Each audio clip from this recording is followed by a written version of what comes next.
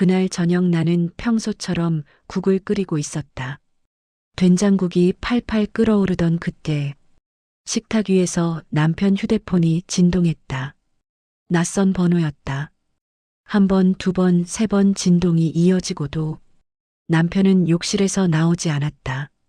무심코 화면을 본 순간 심장이 이상하게 쿵 내려앉았다. 아저씨, 내일 그 약 꼭 챙겨오세요. 여자의 목소리였다.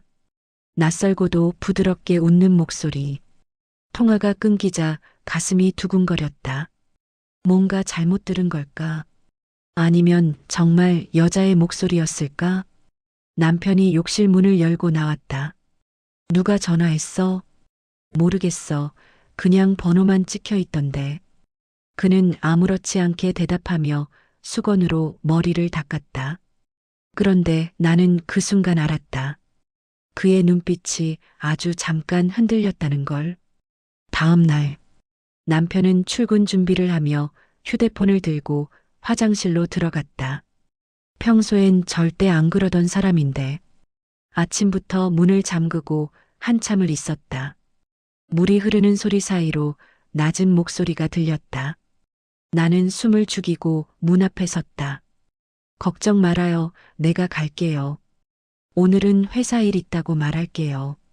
짧은 대화였지만 그 한 문장이 내 머리를 하얗게 만들었다. 그날 저녁 나는 남편의 전화기 통화 기록을 확인했다. 통화 목록엔 낯선 번호 하나, 이름 대신 단어 하나가 저장돼 있었다. 약속? 며칠 뒤 남편의 셔츠를 세탁기에 넣으려다 이상한 냄새를 맡았다. 향수 냄새였다. 내가 쓰는 건 라벤더 향인데 이건 분명 아니다. 부드럽고 달달한 여자의 향이었다. 그날 밤 잠든 남편 옆에서 휴대폰을 다시 들여다봤다. 메시지 하나가 남아 있었다. 오늘 고마웠어요. 아저씨 덕분에 조금은 편했어요. 손끝이 떨렸다. 심장이 두근거리며 눈물이 핑 돌았다. 그가 내게 했던 말투와 너무 달랐다. 다정하고 조심스러운 문장. 거기엔 분명 감정이 있었다. 나는 다음 날 남편을 따라 나섰다. 그가 탄 버스를 뒤따라가며 휴대폰 위치 추적 어플을 켜두었다. 회사 근처에서 내리길래 안도했지만 그는 회사 건물로 들어가지 않았다. 도시 외곽 방향으로 다시 택시를 잡아타는 남편. 나는 얼떨결에 또 따라붙었다. 한참 후 그가 내린 곳은 도심 외곽의 작은 요양병원이었다. 그가 병원 안으로 들어가자 나는 멀리서 숨을 죽였다. 1시간쯤 지나 그는 지친 얼굴로 나왔다. 손엔 과일 바구니와 보온병이 들려 있었다. 차에 타기 전 누군가에게 문자를 보냈다. 오늘은 많이 힘들진 않죠? 집으로 돌아온 나는 세탁기를 돌리며 울었다. 이건 분명 바람이다. 하지만 마음 한구석엔 이상한 의문이 들었다. 요양병원이라니 누굴 만나러 간 걸까? 그날 밤 남편이 잠들자 나는 병원 이름을 검색했다. 세빈 요양병원. 치매 환자나 투석 환자들이 머무는 곳이었다. 심장이 또 두근거렸다. 설마 그 여자가 아픈 건가? 그 순간 스스로 놀랐다. 질투보다 먼저 들었던 건 이해할 수 없는 연민이었다. 다음 날 남편에게 물었다. 당신 요즘 요양병원 가요? 그는 젓가락을 멈추더니 잠시 날 봤다. 누가 그래? 그냥 봤어. 당신 가는 거. 그는 깊게 숨을 내쉬었다. 회사 일 때문이야. 거래처 쪽에서 도움 좀 달라 해서. 그럼 그렇게 말하면 되잖아. 왜 숨겨? 그는 대답하지 않았다. 나는 웃으며 고개를 끄덕였다. 그래, 알았어. 하지만 내 마음은 이미 싸늘하게 식어 있었다. 그날 이후 남편은 더 조심스러워졌다. 퇴근 후엔 전화기를 늘 손에 쥐었고 심지어 샤워할 때도 화장실로 들고 갔다. 나는 점점 미쳐갔다. 밤이면 몰래 거실로 나와 그의 휴대폰을 열어보며 삭제되지 않은 조각들을 찾아 헤맸다. 어느 날 사진첩에 남겨진 한 장의 사진을 봤다. 병원 침대에 누워있는 여자, 창백한 얼굴, 그 옆에 앉아있는 남편.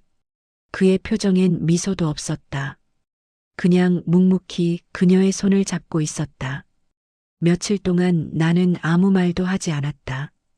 그저 밥을 차리고 빨래를 널며 내가 지금 무엇을 해야 하는지 생각했다. 남편의 외도가 아니라면 그건 무엇일까? 그녀는 누구일까? 남편은 왜 그토록 미안한 얼굴로 침묵하는 걸까? 답을 얻지 못한 채 나는 결국 병원으로 향했다. 접수처에서 물었다. 여기 박재수 씨가 자주 오시죠? 내 보호자분으로 등록되어 계세요. 보호자? 나는 귀를 의심했다. 환자 이름이 어떻게 되죠? 최서연 씨요.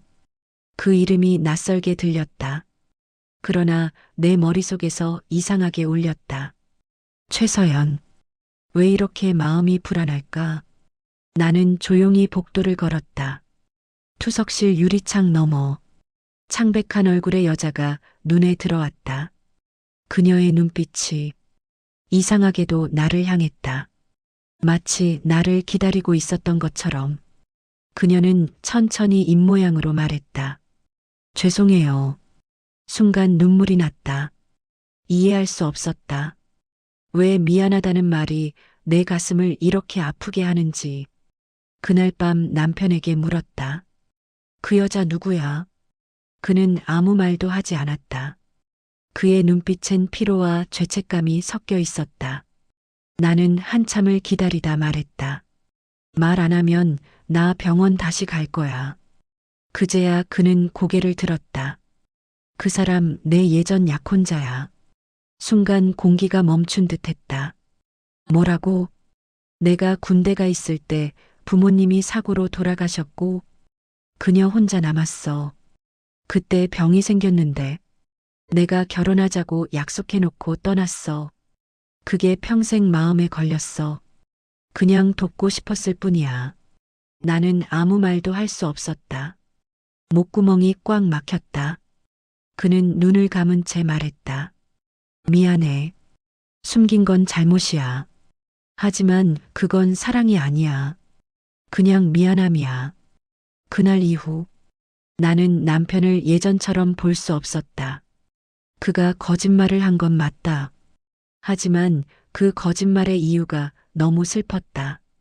밤마다 나는 그의 옆모습을 바라봤다. 그는 여전히 조용히 잠들고 있었고 손끝엔 미세한 떨림이 있었다. 그때 알았다. 이건 외도가 아니라 그의 지난 인생이 남긴 숨은 약속이었다는 걸. 그날 아침 남편은 평소보다 일찍 나갔다. 전날 밤 내내 무슨 말을 해야 할지 몰라 잠을 설쳤는데 아무 일 없었다는 듯 인사만 남기고 현관문을 닫았다. 문이 닫히는 소리에 내 심장도 덩달아 다치는 느낌이었다. 식탁 위에는 어제 덜 마신 커피잔. 그 옆에 남편의 넥타이가 놓여 있었다. 손끝으로 매듭을 만지다 문득 냄새가 났다. 은은하고 달콤한 향. 내가 모르는 향수였다. 이게 뭐야? 손끝이 떨렸다. 마치 누군가 내 자리 위에 다른 여자의 흔적을 흘려놓은 것 같았다. 점심 무렵 나는 세탁기를 돌리려 셔츠를 넣다가 다시 그 향기를 맡았다. 확실했다. 그건 내가 모르는 여자 향이었다. 하얗고 부드럽고 묘하게 따뜻한 냄새. 이 향이 내 남편에게서 난다는 사실이 참을 수 없이 싫었다. 가슴 한가운데 뭔가가 부서지는 느낌. 그 냄새는 단순한 향수가 아니라 다른 세계의 온기였다. 그 여자의 체온과 숨결, 그 여자의 시간. 그날 오후 나는 남편이 쓰는 병원 영수증 하나를 찾았다. 지갑 속 깊은 곳, 세빈요양병원 간병비 선납 3개월. 손끝이 떨렸다. 3개월치라니. 그는 언제부터 거기 다녔을까? 이건 단순한 호의가 아니다. 그는 이미 오래전부터 그 여자와 관계를 이어오고 있었다. 그날 밤 남편이 돌아오자마자 물었다. 세빈 요양병원 간병비 왜 냈어? 그는 순간적으로 굳었다. 그게 그냥 아는 사람 부탁으로 3개월치나 선납을 해? 그는 아무 말도 하지 못했다. 그리고 아주 조용히 고개를 숙였다. 은주야, 나한테 너무 실망하지 마. 그 한마디가 내 마음을 찢었다. 며칠 뒤 나는 스스로 확인하기로 했다. 남편이 말을 못한다면 내가 직접 봐야 했다. 병원에 들어서자 희미한 소독약 냄새가 코끝을 찔렀다. 복도는 조용했고 창문 틈으로 봄 햇살이 흘렀다. 환자 이름표 사이로 낯익은 이름이 눈에 들어왔다. 최서연. 그 이름을 본 순간 가슴이 덜컥 내려앉았다. 나는 접수 창구로 다가갔다. 여기 보호자분 박진수 씨 맞죠? 네, 맞아요. 직원은 아무렇지 않게 말했다. 아드님이 자주 오셔서 챙겨주세요. 참 다정하시더라고요. 아드님. 그 말이 내 귀에 이상하게 들렸다. 아드님이 아니라 남편이라고요. 입술이 말라붙었다. 나는 몰래 병실 앞으로 다가갔다. 문이 살짝 열려 있었고 그 안에 그 여자가 있었다. 창백한 얼굴, 가느다란 팔, 팔목엔 주사 바늘이 꽂혀 있었다. 그녀의 옆에 앉아 있는 남편. 내 남편. 그는 조용히 그녀의 손을 잡고 있었다. 그 손을 꼭 잡은 채 아무 말도 하지 않았다. 그들의 사이엔 말이 필요 없었다. 이미 오래된 공기처럼 익숙한 침묵이 있었다. 나는 그 장면을 보고도 소리칠 수 없었다. 눈물이 흘렀다. 그건 분노도 질투도 아니었다. 도대체 나는 지금 무엇을 보고 있는 걸까? 집에 돌아온 나는 거울 앞에 섰다. 눈가엔 다크서클이 짙게 내려앉았고 입술엔 피가 말라붙었다. 한순간 30년의 결혼이 허공으로 사라진 느낌이었다. 그날 밤 남편이 늦게 들어왔다. 그는 내 눈을 피했다. 나는 그냥 물었다. 그 여자 누구야? 왜 손을 잡고 있었어? 그 사람 많이 아파. 그게 대답이야? 그냥 도와주고 있어. 오래된 인연이야.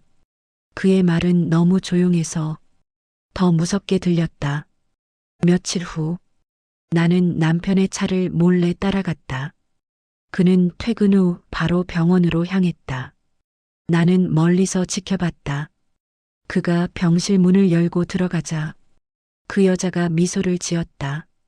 창문 너머 그 미소가 이상하게 낯익었다. 내 머릿속 어딘가가 스쳤다. 그 얼굴, 그 표정, 마치 어디서 본 적이 있는 듯했다. 그때 기억이 났다. 결혼 초 남편의 낡은 앨범 속 한 장의 오래된 사진, 젊은 남편 옆에서 웃고 있던 여자, 그녀였다. 그날 밤 남편이 잠든 사이 앨범을 꺼냈다. 오래된 흑백 사진 한 장, 20살의 남편, 그 옆에 손을 꼭 잡은 여자. 사진 뒷면엔 작게 적혀 있었다. 영원히 서연. 눈물이 흘러내렸다. 이건 단순한 동정이 아니었다. 남편은 여전히 그녀를 마음속에 품고 있었다. 30년이라는 세월이 흘러도 그녀는 그의 시간 속에서 사라지지 않았던 것이다. 다음 날 남편에게 사진을 내밀었다. 이 여자 맞지? 그는 아무 말도 하지 않았다. 눈을 피하며 사진을 바라보다 조용히 말했다. 그때 나 약속을 지키지 못했어. 무슨 약속? 그녀가 사고로 가족을 잃었을 때 내가 옆에 있겠다고 했는데 군대 가버렸어. 그게 평생 마음에 걸렸어. 그래서 지금 이렇게까지 숨겨가며 돌보는 거야? 은주야, 미안해.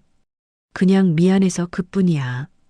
그날 이후 남편은 더 이상 변명하지 않았다. 하지만 나 역시 그를 몰아붙일 수도 없었다. 내 안엔 분노와 연민이 뒤섞여 있었다. 밤마다 나는 스스로에게 물었다. 그녀가 죽으면 남편의 마음은 내게 돌아올까? 그런 생각을 하는 내가 너무 비참했다. 며칠 후 요양병원에서 전화가 왔다. 박진수 보호자분 맞으시죠? 최서연 환자분 상태가 악화돼서 긴급히 연락드렸습니다. 나는 아무 말도 못했다. 남편은 옷도 제대로 못 챙기고 병원으로 뛰쳐나갔다. 나는 따라가진 않았다. 그냥 거실 한가운데 앉아 울었다. 하루가 지나고 이틀이 지났다. 그는 집에 오지 않았다. 셋째 날 아침, 문이 열렸다. 남편의 눈은 벌겋게 부어 있었다. 그는 아무 말 없이 가방을 내려놓았다. 그 사람 떠났어. 그 말에 나는 숨이 막혔다. 그래서 이제 끝났어? 아니, 이제야 약속을 지켰어. 그의 손엔 서류 한 장이 들려 있었다. 장기기증 서류였다. 그녀가 떠나기 전에 부탁했어. 내 이름으로 기증 신청을 해달래. 그게 마지막 약속이었대. 나는 그제야 알았다. 남편이 감춘 건 사랑이 아니라 속죄였다. 그날 밤 나는 처음으로 남편의 손을 잡았다. 그의 손은 거칠고 따뜻했다. 눈물이 흘러내렸다. 당신, 이제 다 말해줘서 고마워. 그는 조용히 고개를 끄덕였다. 창밖엔 새벽이 밝아오고 있었다. 희미한 빛 속에서 나는 오래된 향기를 다시 맡았다. 이제 그 향은 싫지 않았다. 그건 아픔이 지나간 자리의 향기였다. 그날 이후 나는 하루에도 12번 마음이 바뀌었다. 이해하려 했다가 또 미워졌다. 용서하고 싶다가도 문득 속이 뒤틀렸다. 30년 동안 함께 살아온 사람인데 단 한 번도 그가 저런 얼굴로 누군가를 바라보는 걸 본 적이 없었다. 그날 병원 복도 끝에서 본 남편의 눈빛. 그건 미안함도 애정도 아닌 오래 묵은 약속의 그림자였다. 아침 햇살이 창문을 비출 때마다 그 병원의 하얀 복도가 떠올랐다. 서연이라는 여자의 이름이 머릿속을 떠나지 않았다. 그녀는 어떤 사람이었을까? 그가 그렇게까지 마음에 담아두었던 사람. 남편은 그날 이후 말수가 줄었다. 식탁에 마주 앉아도 밥그릇만 바라봤다. 당신 밥 좀 먹어야지. 그는 대답 대신 고개만 끄덕였다. 그의 눈동자 안엔 늘 뭔가 다른 공간이 있었다. 하루는 빨래를 개다가 서랍 속에서 낡은 수첩 하나를 발견했다. 가죽 표지가 달아 있었다. 첫 장에는 연필로 희미하게 적힌 글씨. 1991년 여름 서연과 함께 본 바다. 손끝이 떨렸다. 한 장 한 장 넘길 때마다 그녀의 이름이 여러 번 나왔다. 서연이 좋아하던 노래, 서연이 다치던 날, 서연이 울던 날, 마치 그 사람의 인생 일부가 아직도 남편의 서랍 속에서 살아 숨쉬고 있었다. 그날 밤 나는 수첩을 남편의 식탁 앞에 올려두었다. 그는 한참을 바라보다가 조용히 말했다. 이걸 찾았구나. 응, 이게 뭐야? 그냥 추억이야, 오래된. 추억이 이렇게 오래 숨길 만큼 소중해? 그는 아무 말도 하지 않았다. 입술을 꼭 다문 채 한참을 바라보다가 천천히 입을 열었다. 그때 그녀는 내 인생의 전부였어. 하지만 떠날 수밖에 없었어. 아버지가 병원비를 감당 못했거든. 나는 군대 가야 했고 그녀 혼자 남았어. 그게 내게는 죄였어. 그래서 지금까지 속죄하듯 살아온 거야? 그래, 난 그게 사랑이 아니라 빚이라고 생각했어. 그 빚을 갚아야 내 마음이 편할 줄 알았어. 나는 그를 바라봤다. 그의 눈가에는 세월이 새겨져 있었다. 그런데 이상했다. 그 이야기를 듣는데 가슴이 조금도 시원하지 않았다. 그럼 나한텐 뭐야? 그는 대답하지 않았다. 나는 당신 인생에서 어떤 존재야? 은주야, 너는 내 삶이야. 그녀는 내 과거였어. 그 말은 이상하게 따뜻하면서도 가슴을 찢어 놓았다. 나는 웃으며 말했다. 과거는 그렇게 자주 찾아가면 현재가 망가져. 며칠 후 병원에서 부고가 왔다. 서연이 세상을 떠났다는 소식. 남편은 아무 말도 없이 밖으로 나갔다. 나는 그가 어디로 가는지 몰랐다. 하루가 지나고 이틀이 지나도 돌아오지 않았다. 셋째 날 저녁, 문이 열렸다. 남편은 초췌한 얼굴로 들어왔다. 입술이 바짝 말라 있었다. 장례는 잘 치렀어. 그 말 한마디 뒤엔 묘한 공허함이 따라왔다. 나는 물었다. 이제 후련해? 아니, 더 허전해. 그의 목소리가 떨렸다. 나는 그제야 알았다. 그가 지고 있던 건 죄책감이 아니라 놓지 못한 기억이었다. 며칠 동안 집안 공기가 이상했다. 남편은 말없이 앉아 있다가 가끔 창문 밖을 멍하니 바라봤다. 나는 그 옆에서 밥을 차리며 아무 말도 하지 않았다. 그러다 어느 날 밤, 그가 조용히 말했다. 은주야, 나 부탁 하나만 해도 돼? 뭔데? 내가 가면 그 사람 이름만은 욕하지 마. 나는 한참을 말없이 그를 바라봤다. 그 사람한테 마음이 있었던 건 인정해. 하지만 이제 다 끝났잖아. 그럼 나한테 집중해. 나한테 미안하다고 하지 말고 나를 봐줘. 그는 고개를 숙였다. 미안해. 이제 나도 나를 용서하고 싶어. 며칠 후 남편이 출근하고 난 뒤 우편함에 봉투 하나가 꽂혀 있었다. 보낸 사람 최서연. 손이 떨렸다. 이미 세상을 떠난 사람의 이름이었다. 봉투 안에는 편지 한 장이 있었다. 은주 씨에게. 이 편지를 읽고 계시다면 나는 아마 이 세상 사람이 아니겠지요. 당신 남편은 착한 사람이에요. 저를 사랑해서가 아니라 미안해서 찾아왔어요. 그 미안함을 받아들이기까지 오랜 시간이 걸렸어요. 하지만 마지막엔 마음이 편했어요. 그 사람을 탓하지 말아요. 그의 인생에서 나는 그저 오래된 그림자였을 뿐이에요. 이제 그 사람은 당신 곁으로 완전히 돌아갈 거예요. 눈물이 멈추지 않았다. 편지 끝에는 작은 꽃잎이 눌려 있었다. 말라버린 민들레 한 송이. 그날 밤 남편에게 편지를 보여줬다. 그는 한참을 말없이 읽었다. 그리고 울었다. 아무 말 없이 울었다. 그의 어깨가 떨릴 때 나는 처음으로 마음속에서 그 여자의 이름을 놓아줬다. 이제 됐어. 그 약속 이제 끝났어. 그는 고개를 끄덕였다. 그래, 이제 나도 자유롭다. 그날 이후 남편은 조금씩 예전의 모습으로 돌아왔다. 아침에 커피를 끓여주고 신문을 읽으며 웃었다. 그의 눈빛엔 평온이 있었다. 하지만 나는 알고 있었다. 그 평온의 바닥엔 여전히 작게 남은 그녀의 그림자가 있다는 걸. 며칠 후 남편이 퇴근길에 내 손을 꼭 잡았다.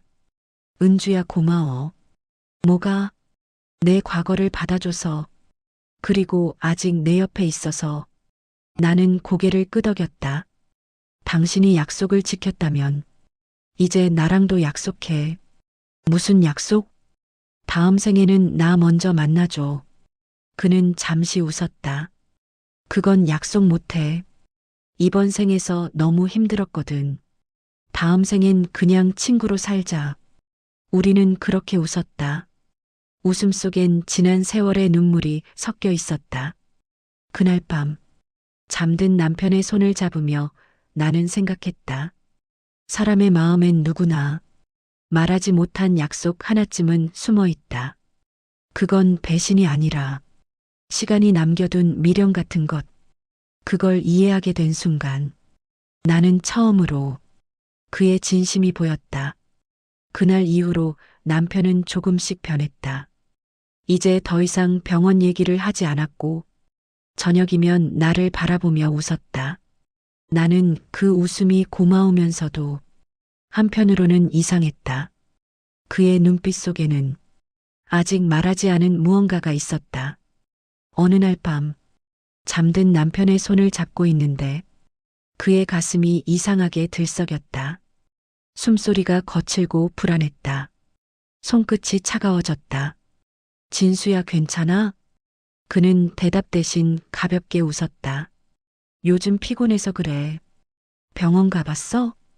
괜찮아. 그냥 피곤한 거야. 그는 늘 그렇게 말했다. 하지만 나는 알았다.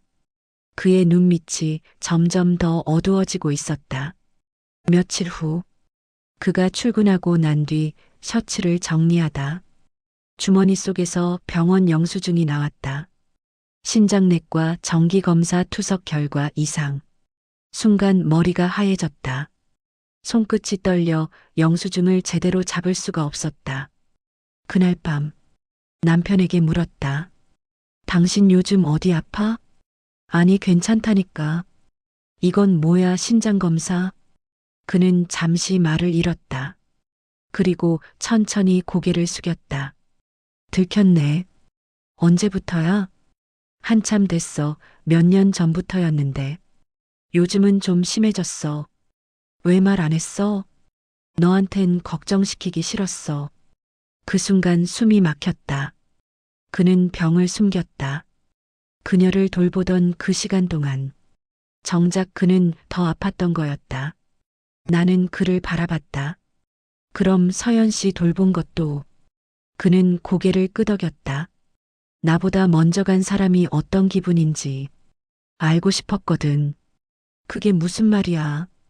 의사 말로는 나도 오래 못 버틸 거라고 하더라. 그녀가 떠나기 전에 나한테 말했어. 같이 무섭지 말자고. 서로 덜 외롭자고. 눈물이 흘러내렸다. 그럼 나한텐 왜 말 안 했어? 왜 혼자? 은주야, 넌 내가 끝까지 강한 사람으로 기억되길 바랐어. 그의 말이 내 가슴을 찔렀다. 지금까지 그가 감춰온 건 죄책감이 아니라 죽음이었다. 그날 밤 나는 잠을 이룰 수 없었다. 그의 숨소리가 옆에서 들려왔지만 그건 낯선 리듬이었다. 짧고 끊긴 호흡. 나는 조용히 침대에서 일어나 창문을 열었다. 차가운 밤 공기가 밀려왔다. 눈물이 흘러내렸다. 내가 미워했던 그 시간들, 그건 그가 아파서였구나. 다음 날 남편이 출근하려는데 가방 속에서 하얀 봉투가 흘러나왔다. 신장 이식 등록서. 이름란에는 박진수, 기증자란에는 최서연. 나는 그걸 보는 순간 숨이 멎었다. 이게 뭐야? 그는 놀란 눈으로 나를 봤다. 그거 어떻게 해? 이 여자가 당신한테 신장 준 거야? 그는 조용히 고개를 끄덕였다. 그녀가 떠나기 전에 부탁했어. 내 몸에 조금이라도 살아있고 싶다고. 나는 주저앉았다. 그럼 지금 당신 몸속엔. 그래, 그녀의 일부가 살아있어. 순간 머리가 어지러웠다. 남편의 몸을 품고 싶었지만 그 안에 다른 여자의 흔적이 있다는 사실이 너무 낯설고 무서웠다. 그는 내 어깨를 감싸며 말했다. 이젠 정말 끝이야. 그녀는 내 안에서 숨쉬지만 그건 생명이야, 사랑이 아니야. 나는 울면서 그를 밀어냈다. 당신은 나한테 거짓말을 2번 했어. 그녀를 숨겼고 당신 병도 숨겼어. 이젠 뭘 믿어야 해? 그는 조용히 내 손을 잡았다. 은주야, 믿음은 말로 만드는 게 아니야. 이제부터 보여줄게. 남은 시간 동안이라도. 그날 밤 나는 잠든 남편의 가슴에 귀를 대봤다. 규칙적인 심장 소리. 그 안에 다른 사람의 생명이 뛰고 있었다. 그 소리가 낯설면서도 슬펐다. 그녀의 심장은 멈췄지만 그의 안에서 계속 뛰고 있다. 이건 사랑의 연장이 아니라 운명의 농담 같았다. 며칠 후 남편은 병가를 냈다. 집에서 쉬며 나와 함께 아침을 먹었다. 그의 얼굴은 예전보다 평온했다. 이젠 좀 괜찮아? 응, 몸은 괜찮은데 마음은 여전히 복잡해. 그는 창밖을 바라보다가 말했다. 은주야, 나한테 화내도 돼. 근데 부탁 하나만 들어줘. 뭔데? 내가 혹시 떠나면 서연이 이름만은 지워버리지 마. 그녀 덕분에 내가 잠시라도 더 살 수 있었으니까. 나는 대답하지 못했다. 그의 말이 너무 조용해서 더 아팠다. 며칠 후 그가 낮잠을 자는 동안 나는 서랍 속 편지 봉투를 발견했다. 투 은주에게 손글씨였다. 은주야, 이 편지를 읽고 있다면 나는 이미 떠난 뒤겠지. 미안했어. 끝까지 진실을 다 말하지 못해서. 그녀의 신장이 내 안에 있다는 걸 차마 내게 말할 용기가 없었어. 혹시라도 내가 먼저 가면 그녀가 남긴 작은 빛을 나 대신 고마워해줘. 그게 내 마지막 부탁이야. 눈물이 편지 위로 떨어졌다. 글씨가 번졌다. 그의 마지막 문장은 거의 읽히지 않았다. 하지만 나는 알아볼 수 있었다. 사랑한다 끝까지. 며칠 뒤 그는 조용히 눈을 감았다. 마치 오래된 약속을 다 지킨 사람처럼 미소를 띠고 있었다. 병실 창문으로 햇살이 들어왔다. 그의 가슴 위로 하얀 빛이 퍼졌다. 나는 그의 손을 잡고 속삭였다. 그래, 이제 당신도 자유야. 그녀도 당신도 다 떠났으니 이제 나 혼자 남았네. 눈물이 멈추지 않았지만 그건 슬픔이 아니라 끝의 안도감이었다. 며칠 후 병원에서 서류를 받았다. 장기기증 이식 보고서. 거기엔 이름 2개가 나란히 적혀 있었다.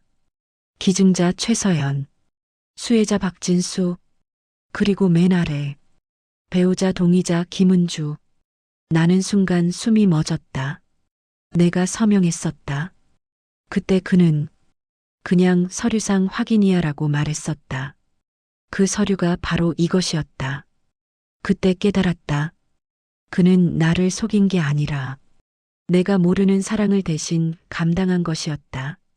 그가 숨긴 건 죄가 아니라 내가 견디지 못할 진실이었다. 그날 밤 나는 그의 사진 앞에 향을 켜고 속삭였다. 이제 알겠어. 당신이 감춘 건 배신이 아니라 숨은 약속이었네. 그리고 문득 그의 마지막 웃음이 떠올랐다. 그 웃음엔 미안함도 후회도 없었다. 오직 한 가지 마음만 있었다. 살아줘. 그게 그의 마지막 약속이었다. 남편이 세상을 떠난 지 사흘째 되는 날. 나는 아직도 그가 집에 있는 듯 했다. 식탁에는 미처 치우지 못한 컵 2개. 그의 안경. 신문 사이에 끼워둔 볼펜 하나.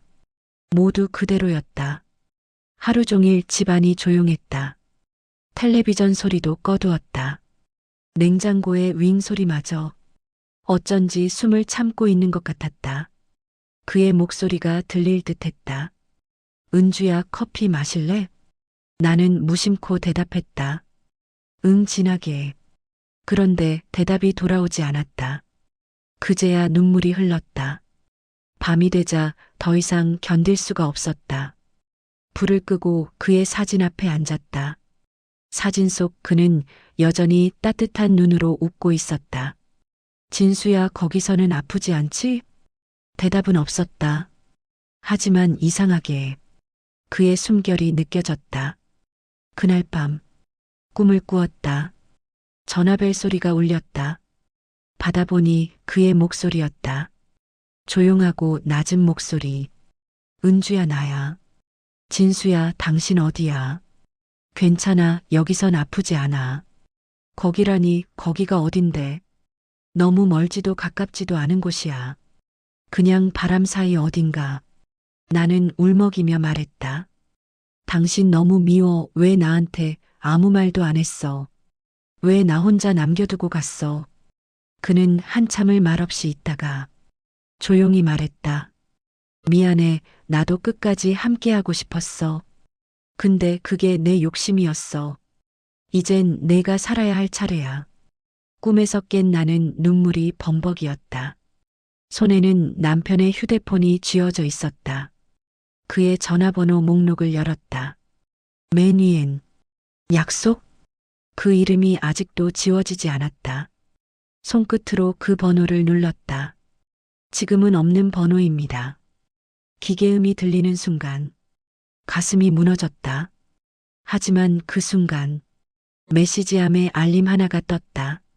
새로운 음성 메시지일 건 그의 번호였다.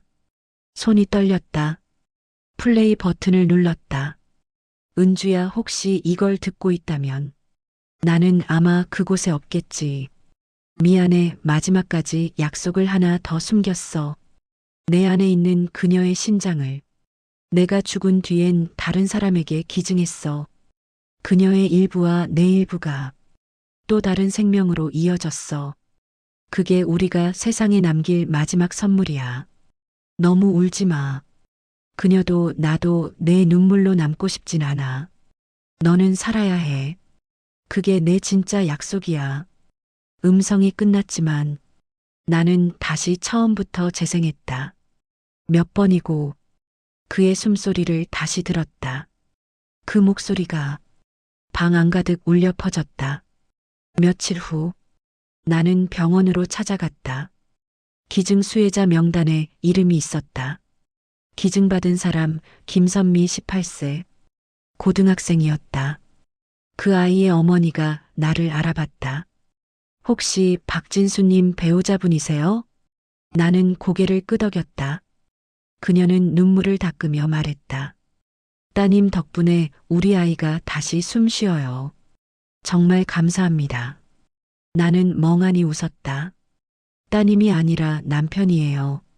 그 순간 그녀의 눈이 커졌다. 정말 남편분께서? 네, 그리고 그분에게 그 심장을 준 사람은 또 다른 누군가였어요. 말을 잇지 못했다. 그녀는 내 손을 꼭 잡았다. 세상에 이런 일이 다 있네요. 그럼 그분은 두 번이나 생명을 준 거네요. 나는 조용히 고개를 끄덕였다. 두 번의 기증, 두 번의 약속. 그제야 그 말의 무게를 실감했다. 집으로 돌아와 그의 사진 앞에 섰다. 사진 속 그는 여전히 미소를 짓고 있었다. 당신이 남긴 생명 잘 이어지고 있어. 이제 진짜 약속은 내가 지킬게. 나는 그의 사진을 들고 마당으로 나갔다. 하늘은 높고 맑았다. 그의 미소가 구름 사이에 비쳤다. 당신이 떠나도 당신의 숨은 여전히 내 안에 있어. 당신의 약속은 이제 내 삶이야. 그날 밤 다시 꿈을 꾸었다. 바람이 부는 언덕. 그가 서 있었다. 햇빛 속에서 그는 웃고 있었다. 은주야, 이제 괜찮아? 응, 이제는 괜찮아. 고마워, 마지막까지 나를 믿어줘서. 그는 손을 흔들었다. 이제 나간다. 어디로? 그 약속이 닿는 곳으로. 그의 모습이 점점 멀어졌다. 나는 소리쳤다. 진수야, 사랑해. 그는 뒤돌아 웃으며 말했다. 나도 사랑해, 영원히. 그 순간 눈물이 터졌다. 그의 목소리가 바람에 섞여 내 이름을 불렀다. 다음 날 아침 햇살이 창문을 비추었다. 나는 창문을 열었다.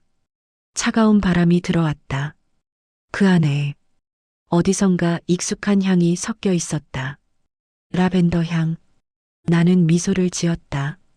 그건 그가 떠나기 전에 쓰던 향수였다. 이젠 그 향이 아프지 않았다. 며칠 후 나는 오래된 휴대폰을 정리하다가 음성 메모 폴더를 발견했다. 그 안엔 남편의 목소리가 가득했다. 오늘은 날씨가 참 좋다. 은주가 만든 김치찌개가 먹고 싶다. 서연이 오늘 웃었다. 은주가 오늘 또 잔소리했다.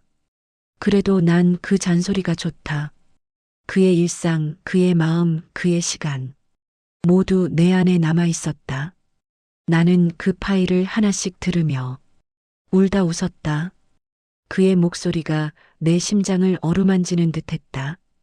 그날 밤, 그의 마지막 음성을 들었다. 은주야, 나는 이제 괜찮아. 그녀도 괜찮을 거야. 그리고 너도 곧 괜찮아질 거야. 사람의 사랑은 사라지지 않아. 그저 모양을 바꿀 뿐이야. 내 사랑은 이제 내 삶 속에서 숨 쉴 거야. 그의 마지막 숨소리가 음성 끝에 들렸다. 그건 너무 따뜻했다. 나는 핸드폰을 품에 안았다. 그의 심장이 다시 내 안에서 뛰는 것 같았다. 그날 이후 나는 매일 새벽마다 창문을 열었다. 바람이 들어오면 그의 목소리가 들리는 것 같았다. 은주야, 커피 마실래? 응, 진하게. 그 대화가 반복될 때마다 나는 미소를 지었다. 그건 아픔이 아니라 살아있는 약속의 증거였다. 며칠 뒤 나는 작은 화분 하나를 샀다. 민들레 화분. 그녀가 좋아하던 꽃이라고 했다. 그 꽃을 그의 사진 옆에 두었다. 바람이 불면 노란 꽃잎이 살짝 흔들렸다. 나는 속삭였다. 당신이 남긴 숨은 약속 이제 내가 이어갈게. 이 생이 다할 때까지. 그 순간 어디선가 라벤더 향이 은은하게 스며들었다. 봄이 왔다. 겨우내 얼어붙었던 땅이 풀리고 복숭아꽃이 피었다. 마당 구석에 심어둔 민들레도 고개를 들었다. 그날 아침 나는 오랜만에 커피를 끓였다. 남편이 좋아하던 진한 블렌드. 커피 향이 집 안가득 퍼졌다. 그 향 속에서 그의 웃음이 들리는 것 같았다. 은주야, 커피 마실래? 응, 진하게. 익숙한 대화가 머릿속을 스쳤다. 나는 혼잣말처럼 대답했다. 진하게 뜨겁게. 그때 알았다. 그의 부재가 더 이상 공허하지 않다는 걸. 남편이 떠난 지 벌써 1년이 지났다. 처음엔 시간이 멈춘 줄 알았다. 그가 없는 식탁, 그가 없는 TV 소리, 그가 없는 밤. 모든 게 텅 빈 듯했다. 하지만 이상하게 시간이 흐를수록 그의 부재는 공기처럼 자연스러워졌다. 나는 그의 물건을 정리하지 못했다. 안경, 손목시계, 수첩. 아직 그대로 두었다. 그의 향이 남아 있었다. 어느 날 시계를 들고 귀에 대보았다. 멈춘 초침이 작게 울리는 것 같았다. 마치 그가 아직 그 안에 있는 듯했다. 하루는 동네 도서관에서 봉사활동을 시작했다. 책을 정리하다가 한 아이가 물었다. 할머니, 이 책 읽어? 책 제목은 당신에게 남은 시간이었다. 나는 웃으며 고개를 저었다. 아직 못 읽었네. 근데 이제 읽어봐야겠네. 아이의 웃음이 맑았다. 그 웃음 속에 문득 남편의 눈빛이 겹쳐졌다. 그날부터 나는 매일 도서관에 갔다. 책 냄새와 아이들의 목소리 속에서 조금씩 살아가는 감각을 되찾았다. 며칠 후 우편함에 낯선 편지가 도착했다. 발신인은 김선미. 남편의 신장을 기증받은 소녀였다. 봉투를 열었다. 정갈한 글씨로 적힌 편지. 안녕하세요. 박진수 아저씨의 아내분이시죠? 저는 그분의 신장을 기증받은 김선미입니다. 지금은 건강히 학교 다니고 있어요. 처음엔 무서웠는데 아저씨가 제 안에서 숨쉬고 있다고 생각하니 이젠 두렵지 않아요. 제가 아저씨 대신 세상을 더 오래 보고 더 열심히 살아갈게요. 감사합니다. 편지 끝엔 노란 민들레 그림이 그려져 있었다. 눈물이 났다. 그건 슬픔이 아니라 다시 살아야겠다는 다짐의 눈물이었다. 그날 밤 나는 남편의 사진 앞에 앉았다. 진수야, 봤지? 그 아이 잘 자라나고 있어. 너의 숨은 아직 이 세상에 있어. 사진 속 남편이 미소를 짓는 듯했다. 그의 눈빛 속엔 따뜻한 빛이 있었다. 나는 향을 피우며 속삭였다. 당신이 남긴 숲내가 이어받을게. 그리고 당신이 지키지 못한 약속 이제 내가 지킬게. 며칠 후 나는 병원에 찾아가 장기기증 의사를 등록했다. 의사는 놀란 듯 물었다. 혹시 가족 중에 기증자분이 계셨나요? 네, 제 남편이요. 그녀가 미소를 지었다. 대단하시네요. 남편분도 자랑스러워 하실 거예요. 나는 고개를 끄덕였다. 그 사람의 마지막 부탁이었어요. 서류에 사인을 하며 손이 떨렸다. 하지만 이상하게 마음은 평온했다. 그의 이름 아래 내 이름이 이어졌다. 박진수, 김은주. 그 한 줄이 우리의 마지막 약속이었다. 집으로 돌아오는 길, 하늘이 유난히 맑았다. 구름이 천천히 흘렀다. 바람이 부드럽게 얼굴을 스쳤다. 그 바람 속에서 그의 목소리가 들리는 듯했다. 은주야, 고마워. 나는 대답했다. 당신이 남긴 약속, 이제 내 차례야. 시간은 흘렀고 여름이 지나고 가을이 왔다. 민들레는 시들었지만 씨앗이 날아올랐다. 작은 솜털들이 하늘로 흩날렸다. 그 모습을 보며 나는 웃었다. 그래, 떠나는 것도 결국 새로운 시작이구나. 가을 어느 날 도서관 아이가 나에게 말했다. 할머니, 아저씨는 하늘에서 뭐 하실까요? 나는 잠시 생각하다가 말했다. 글쎄, 아마도 커피 끓이고 있을 거야. 진하게 뜨겁게. 아이의 눈이 반짝였다. 할머니는요? 난 향기를 따라가고 있지. 그 사람의 향기 아직 내 안에 있거든. 아이는 고개를 끄덕였다. 그럼 할머니는 아직 사랑 중이네요. 나는 웃었다. 그렇지, 아직 사랑 중이지. 죽음이 끝이 아니니까. 밤이 깊어졌다. 창문을 열자 바람이 불어왔다. 라벤더 향이 희미하게 스며들었다. 그 향 속에서 그의 목소리가 들렸다. 은주야, 약속 지켰네. 응, 이제 내 차례야. 나는 조용히 눈을 감았다. 머릿속엔 그의 미소가 떠올랐다. 그의 숨결, 그의 말, 그의 온기. 모두 여전히 내 안에서 살아있었다. 시간은 흐르고 나는 조금씩 늙어갔다. 그러나 이상하게도 그의 부재는 점점 더 선명해졌다. 가끔은 그가 바로 옆에 있는 듯했다. 아침에 커피를 내릴 때, 거울 앞에서 머리를 빗을 때, 불을 끄고 누워 눈을 감을 때, 그때마다 나는 속삭였다. 당신의 숨 여전히 내 안에 있어. 당신의 약속 아직 끝나지 않았어. 겨울이 왔다. 눈이 내렸다. 나는 마당에 나가 눈 위에 발자국을 남겼다. 하얀 눈 위에 쓰인 한 줄의 문장. 숨은 약속 아직 계속 중. 그 문장 위로 눈이 다시 내렸다. 천천히 고요히 세상을 덮었다. 며칠 후 병원에서 전화가 왔다. 내 장기기증 등록이 승인됐다는 연락이었다. 전화를 끊자마자 창문 밖으로 햇살이 비쳤다. 눈이 녹으며 반짝였다. 그 빛이 내 얼굴을 감쌌다. 나는 눈을 감고 속삭였다. 진수야, 이제 나도 준비됐어. 우리의 약속 영원히 이어질 거야. 시간은 흘러 봄이 다시 왔다. 민들레가 피었다. 라벤더 향이 다시 집안을 채웠다. 나는 커피를 내리고 창문을 열었다. 햇살 속에 바람이 불어왔다. 그 바람이 내 뺨을 스쳤다. 그 순간 누군가 내 귓가에 속삭였다. 은주야, 커피 마실래? 나는 미소 지었다.